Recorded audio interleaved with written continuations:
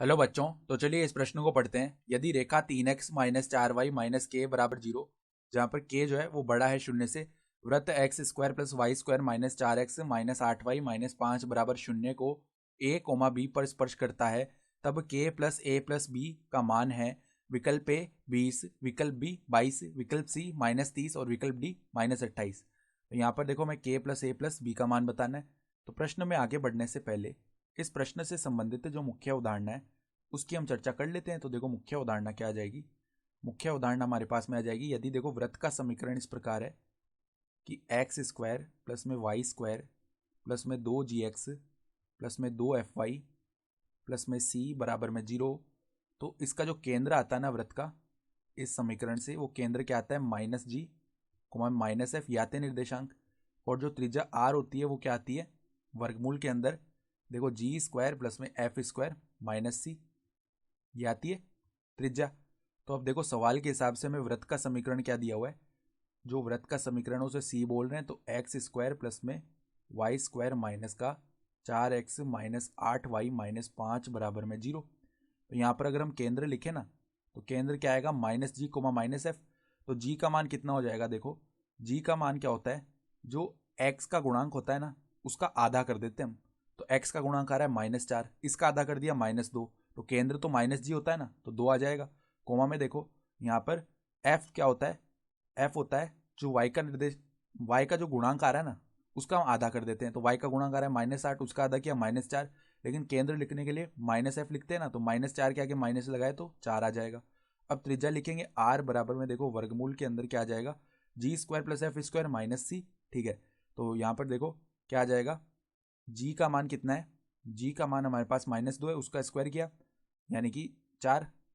फिर देखो प्लस में एफ स्क्वायर, उसका मान -4 है, उसका स्क्वायर कर दिया हमने यानी कि 16। माइनस में देखो सी का मान कितना है, सी का मान है -5, तो यहाँ पे प्लस में 5 आएगा ना।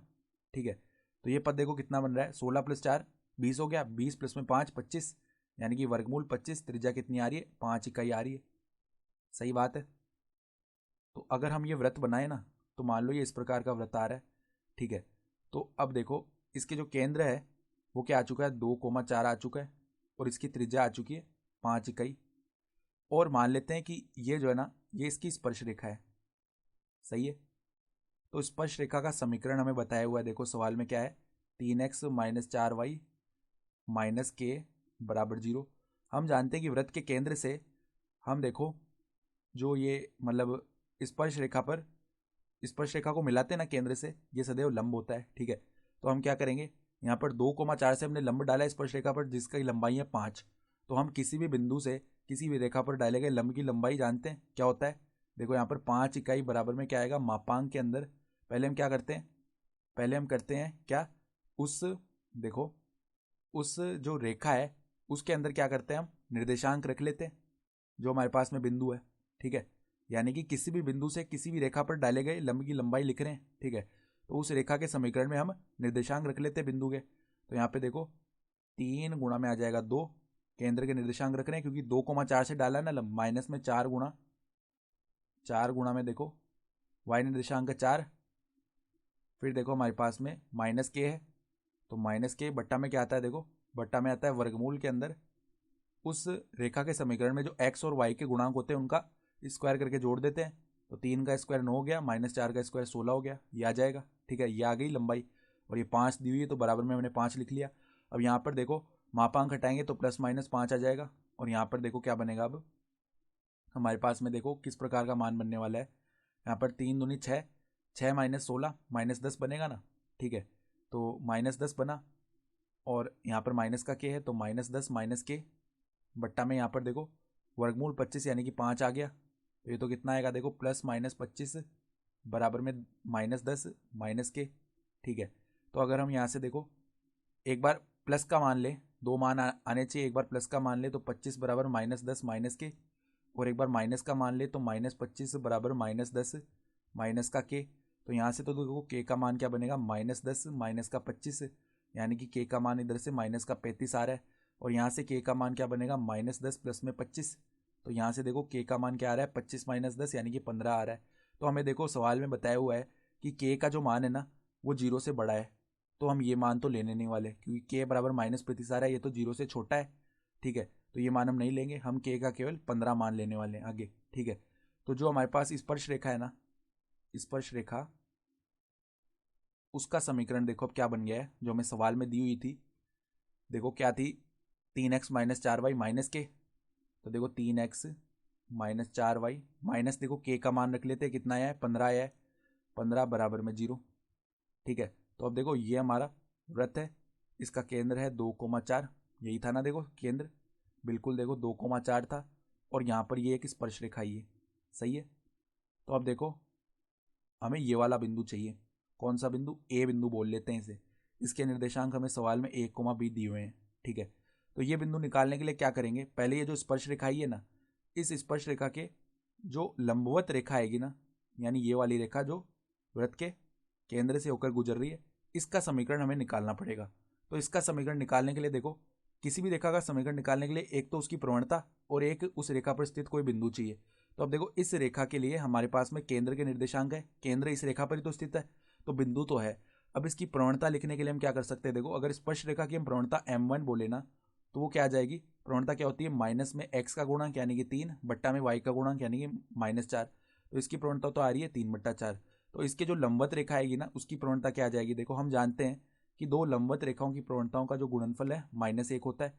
तो देखो जो m2 है यानी कि इसकी लंबवत रेखा, उसकी प्रवणता क्या आ जाएगी, -1/m1 का मान है 3/4, तो यहाँ पे देखो इसकी प्रवणता आ गई -4/3। ठीक है, तो अब देखो इस रेखा को अगर हम L बोले ना, तो L रेखा का जो समीकरण है वो क्या आ जाएगा, y माइनस में देखो यहाँ पर केंद्र का y निर्देशांक 4 है, बराबर में देखो प्रवणता -4/3 और x -2 ये होता है। ठीक है, इस हिसाब से हम किसी भी रेखा का समीकरण लिखते हैं, y माइनस y1 बराबर m गुणा x माइनस x1। ठीक है, तो अब देखो निकाल लेते हैं, 3y माइनस में 12 बराबर में -4x प्लस में 8 ही आ जाएगा।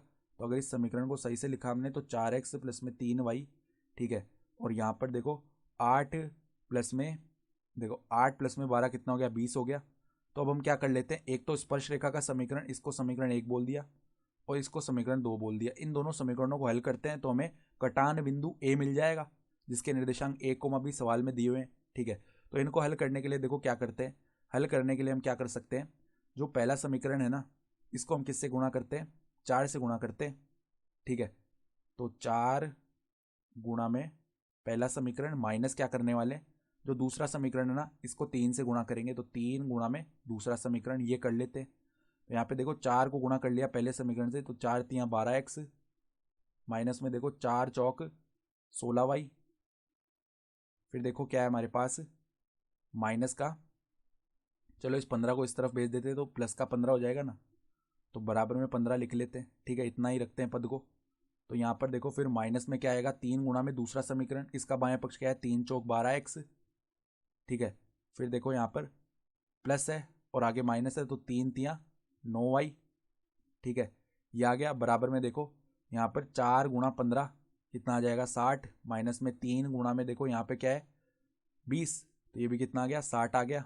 तो अब देखो यहाँ से -16y -9y, ये तो क्या हो गया, माइनस का 25y, बराबर में 60 -60 0 आ गया। तो यहाँ से y का मान 0 आ जाएगा और y का मान समीकरण 1 में रख लेते हैं। तो देखो 3x माइनस में 4 गुणा 0 बराबर में 15 है ना, तो यहाँ पर देखो x का मान क्या आ जाएगा, 15/3 यानी कि 5 आ गया। तो देखो सवाल में जो a,b दिए हुए थे ना, वो निर्देशांक आ गए हैं 5,0। तो हमें देखो मान किसका बताना था, अब वो देख लो, मान हमें k plus a plus b का मान बताना था। तो देखो अब k plus a plus b इसका मान लिखते हैं, k का मान कितना आया हुआ है 15, प्लस में a का मान है 5, प्लस में b का मान है 0, तो 15 + 5 ये तो 20 हो गया, इसमें 0 जोड़ेंगे तो 20 ही आने वाला है। तो अगर विकल्प देखें ना, तो विकल्प ए हमारा सही विकल्प हो जाएगा, जो कि है 20। ठीक है, तो आशा करता हूँ कि आपको ये प्रश्न समझ में आया होगा। धन्यवाद।